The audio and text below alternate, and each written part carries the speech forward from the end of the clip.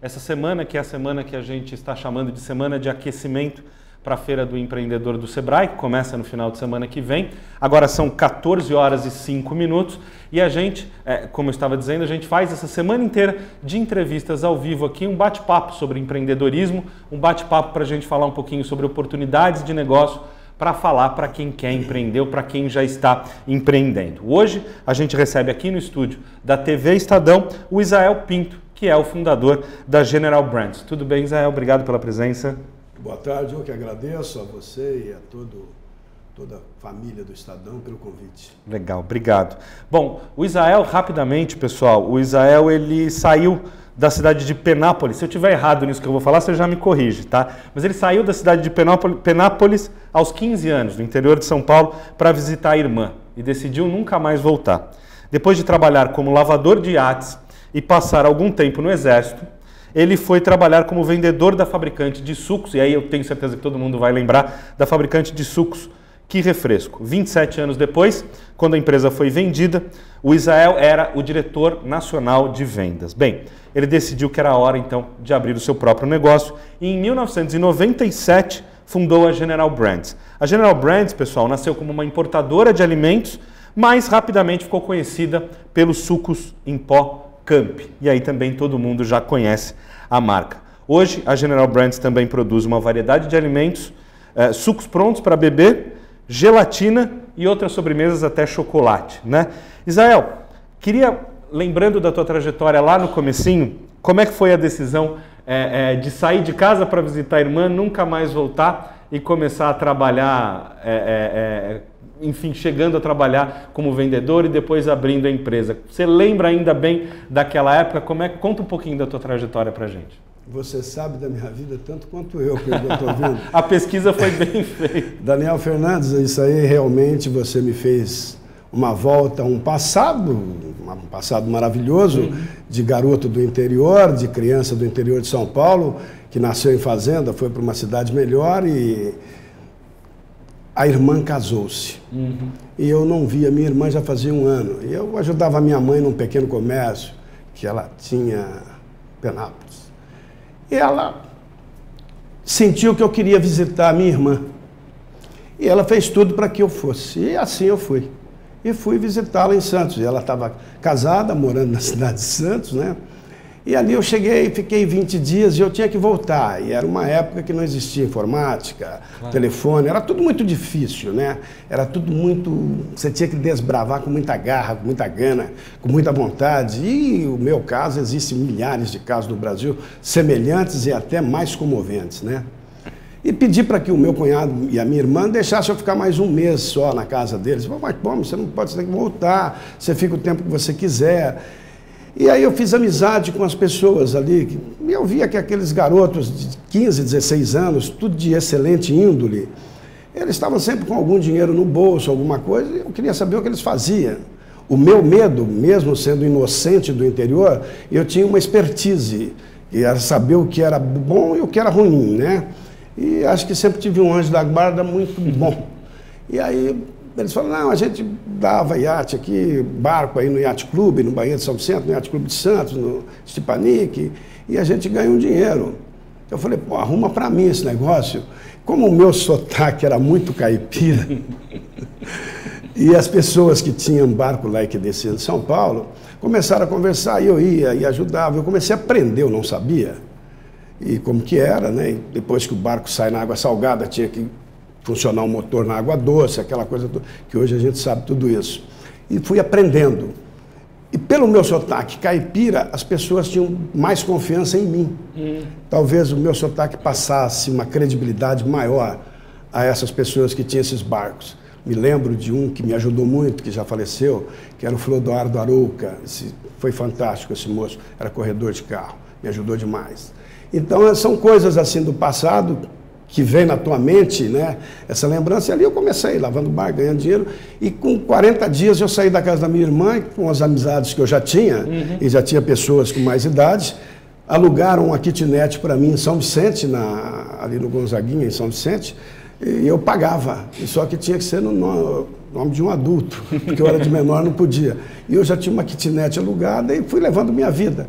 E fiquei ali desta forma até ser chamado para o Exército. Aí quando eu fui chamado para o Exército, me preocupei e fui para a 3ª Bateria de Obus e Costa, no Guarujá, Fortes Andradas.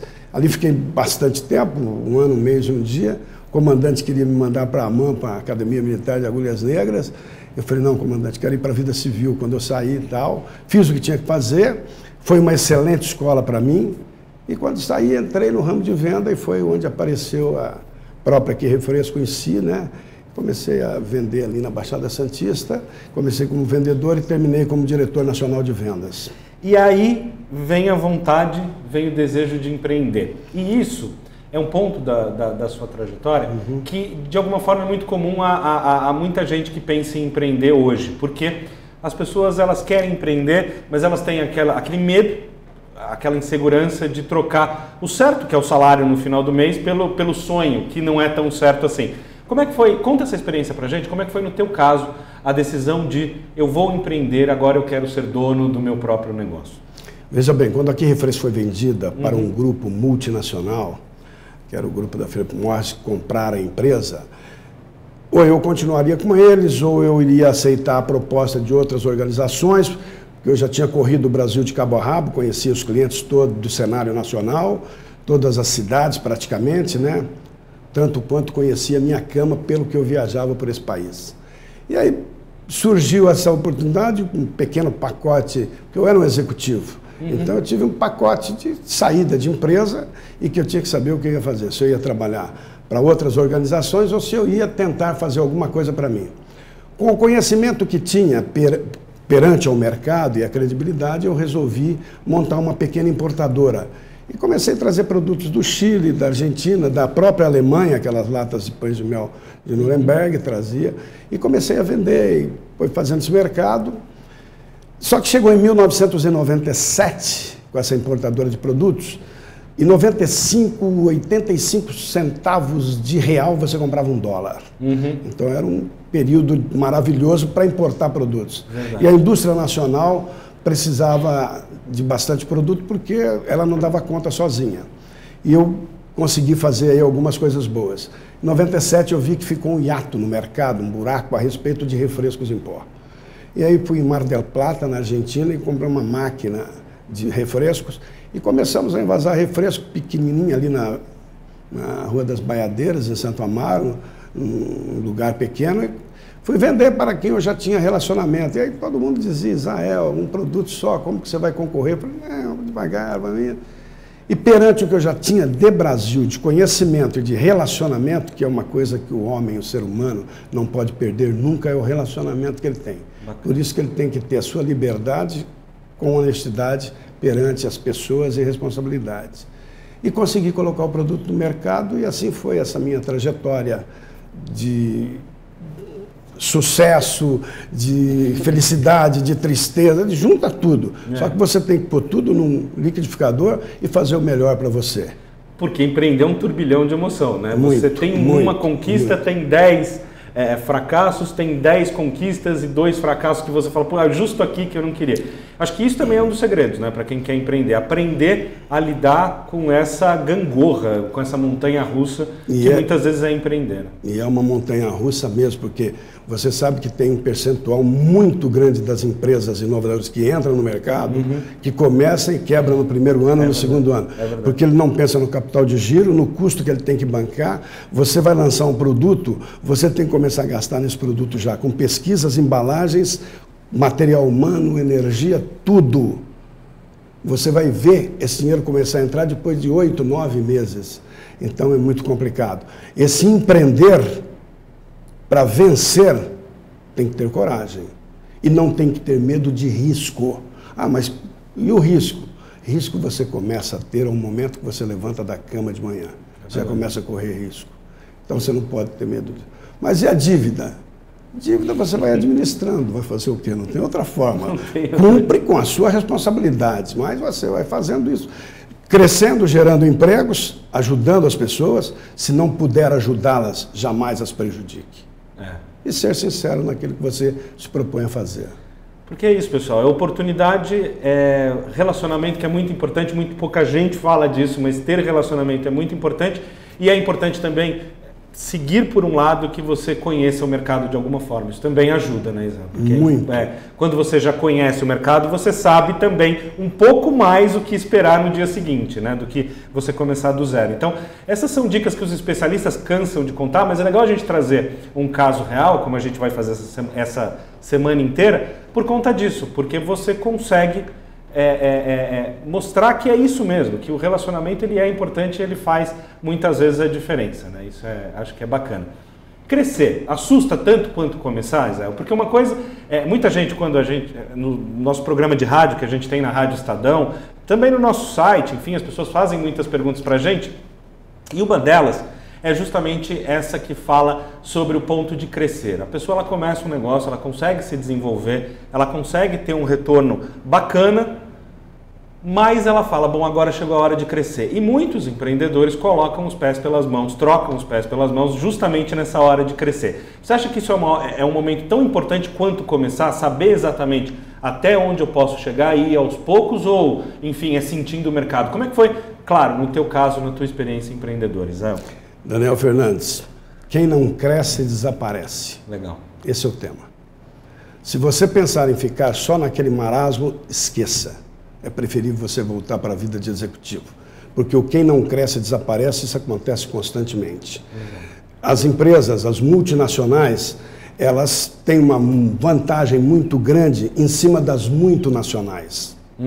As facilidades que as multinacionais têm em cima das muito nacionais, ela é gritante. E você enfrenta isso aí.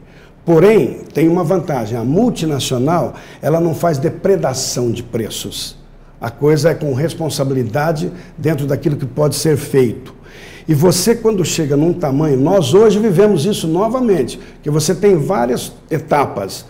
Quando você fatura 20 milhões no ano, quando você fatura 40, quando você fatura 60, quando você fatura 80, e quando você vai para 170 milhões.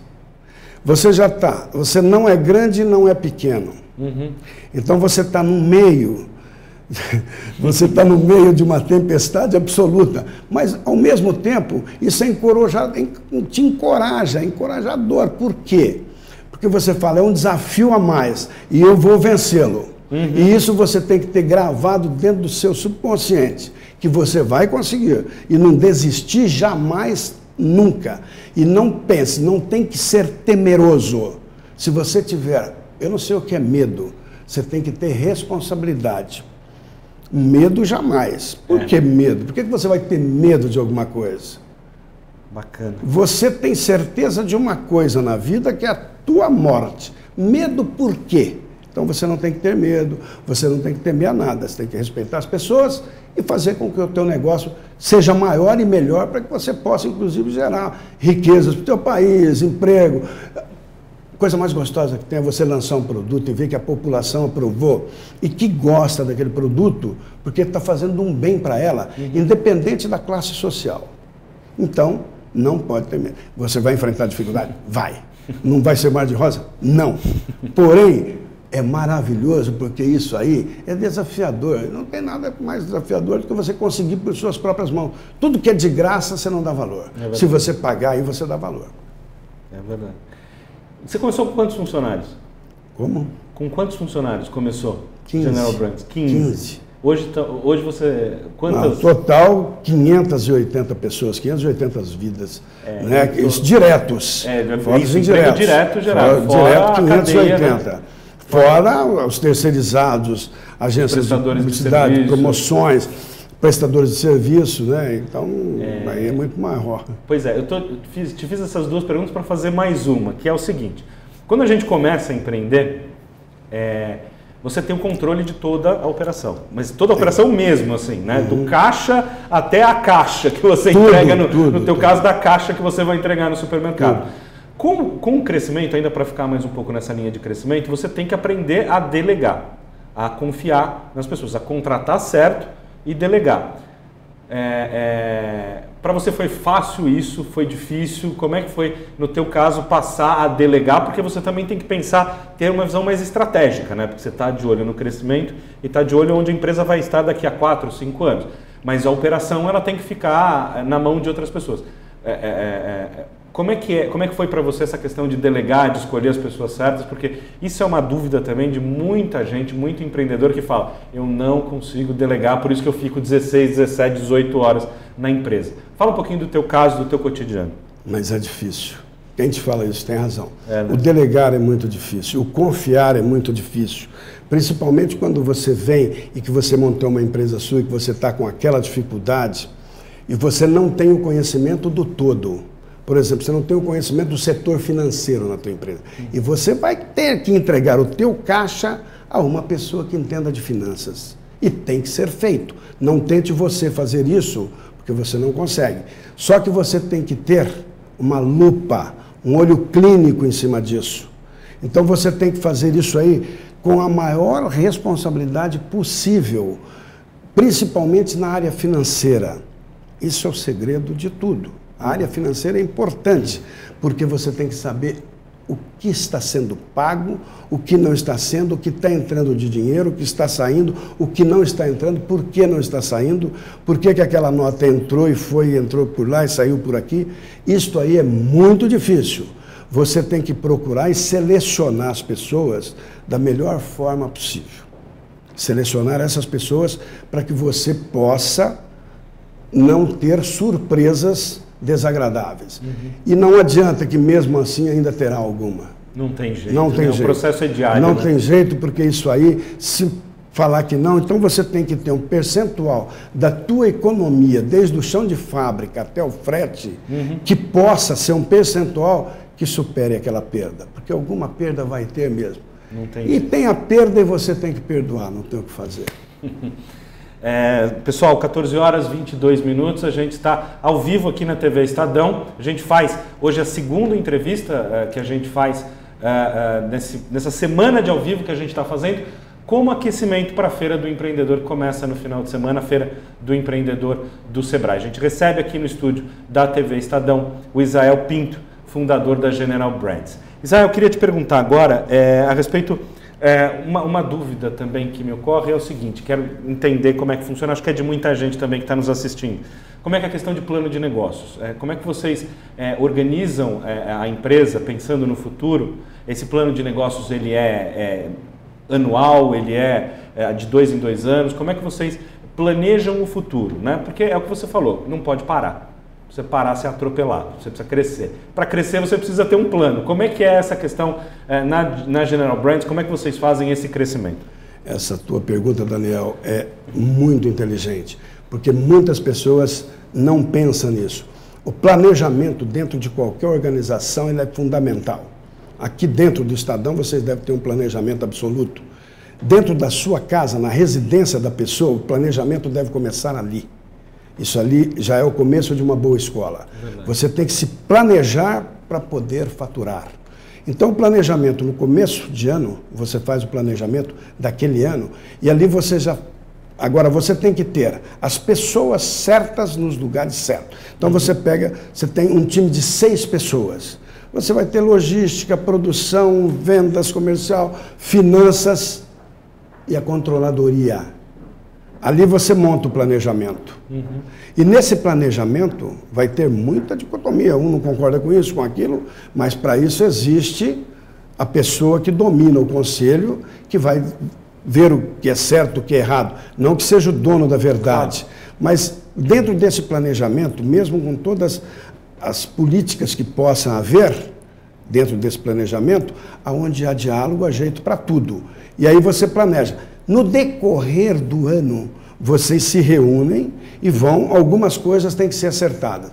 Porque às vezes você achou que aquele produto ia vender mais e vendeu menos, achou que ia vender menos e vendeu mais. Então a procura foi maior do que a oferta. A oferta não foi tão quanto foi a procura. Então aí você pega e começa, dentro do planejamento mãe que você fez, aí você começa a pôr o que é necessário, os ajustes, e esses ajustes vão evidentemente ligar, mas precisa de planejamento. Isso é fundamental.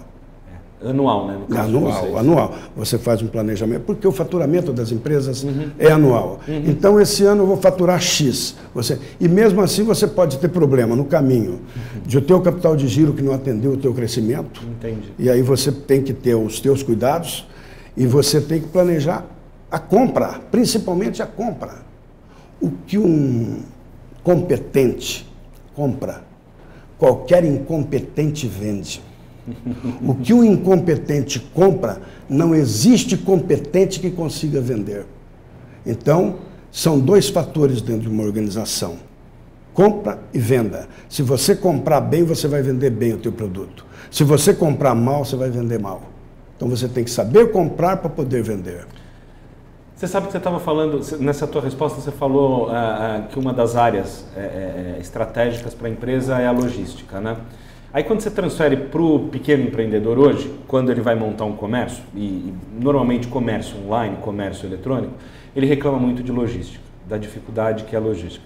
Você acha que é um dos principais problemas hoje para as empresas brasileiras a questão da logística? E o que você acha que poderia ser feito para melhorar? É só, entre aspas, culpa do governo? Ou você acha que também, de alguma forma, os empresários poderiam fazer alguma coisa? Porque a gente tem percebido, não é nem reclamação, mas é muita preocupação com a logística como fator de limitação mesmo de crescimento das empresas. Então o sujeito tem uma empresa que é pequena e ele quer dar espaço para a média, do mesmo jeito dos impostos, que depois eu vou chegar lá, mas ele quer se transformar numa empresa média, de pequena para média, e ele bota no papel e ele vê que a logística vai matar o negócio, se ele quiser dar aquele salto. Como é que você enxerga essa questão da logística no Brasil, Zé? Você bateu no ponto mais crítico hoje de qualquer operação industrial, a logística. Né? Nós temos no Brasil, você pega o estado de São Paulo, uma malha viária fantástica, você tem aqui uma Califórnia brasileira, Verdade. Mas você pega o resto do Brasil, o restante do país. Eu, para mandar uma mercadoria para Roraima, para Boa Vista, eu tenho que mandar rodofluvial. Vai rodoviário até Belém, entra nas barcaças do Tapajós, para depois ir para Manaus, para depois ir em rodoviário novamente para Boa Vista. Você fala, mas Roraima tem 480 mil pessoas, 300 mil praticamente vivem na capital, tem 15 municípios. Você tem fronteira com a Venezuela, com Santa Helena e com Jorge na colônia inglesa, que esses distribuidores lá levam a mercadoria para lá. E essa logística, para o produto chegar lá, você imagina a ginástica desse distribuidor lá. E eu citei um caso, citei Roraima, eu te cito o Brasil inteiro com populações e com as dificuldades. E as estradas brasileiras também. Nós temos as dificuldades das nossas estradas, com assalto, é uma temeridade um caminhoneiro com uma carga. E pior é quando sabe o que tem naquela carga. Então é muito complicado isso. O nosso governo, ele precisa olhar muito para esse lado. Porque hoje um produto que chega em determinada cidade, vamos pegar qualquer cidade aí do país, vamos pegar Balsas, no interior do Maranhão, fica a 400 quilômetros de Imperatriz e a 800 da capital, que é São Luís. Um produto para chegar lá hoje, chegaria 15% a 20% mais barato, produto que sai de uma unidade de São Paulo, se tivesse uma condição de logística boa. O frete hoje no Brasil é muito caro em função das deficiências de nossas estradas, de como é complexo a malha viária nossa hoje. Ah, mas o sujeito manda de Nova York para Los Angeles, mas pelo amor de Deus, lá tem de hidrovia, ferrovia, aerovia, tem tudo. Nós não temos essa facilidade. O governo trabalha para chegar lá. Mas já a Transamazônica, quantos anos está para ser concluído? Pois é, e nada, né? Falei com você há pouco a respeito de uma cidade de Juquiá, está alagada hoje. Mostrei uma foto minha de 42 anos atrás, saindo do Hotel dos Viajantes numa enchente.